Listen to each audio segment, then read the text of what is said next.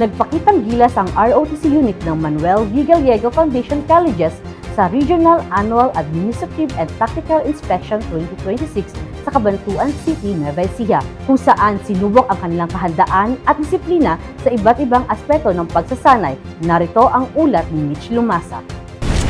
Sa pagpapatuloy ng Reserve Officers Training Corps Annual Administrative and Tactical Inspection o RAATI 2026, isinailalim sa masusing evaluation ang Manuel V. Gallego Foundation Colleges ROTC Unit sa ilalim ng 301st Nueva Ecija Community Defense Center, 3rd Regional Community Defense Group, Reserve Command, Philippine Army.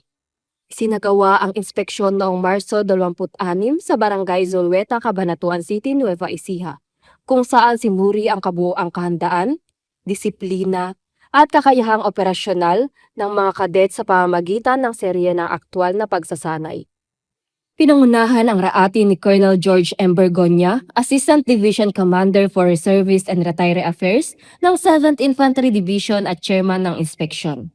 Katuwang niya ang pamunuan ng institusyon, kabilang sina Mr. George Patrick Osener, NSTP Director, Ms. Estenilin M. Peralta, Executive Officer, at Lieutenant Colonel Edgar V. Valleser, Philippine Army Retired, ROTC Commandant.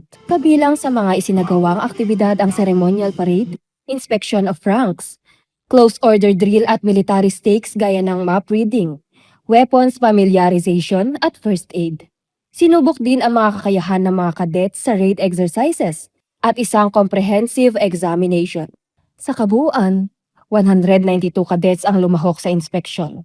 Binubuo ito ng 130 basic cadets, 14 advanced, 20 second class at 7 first class na nagpakita ng mataas na antas ng pagsasanay at disiplina.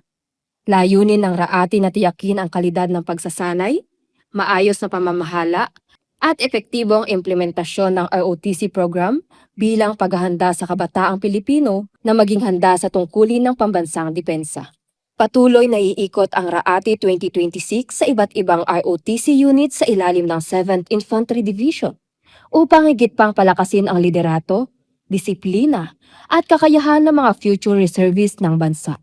Mula dito sa MV Gallego Foundation Colleges, ako si Mitch Dayan, ang inyong pamilyang kaugnay para sa matatag na hubong katihan ng Pilipinas.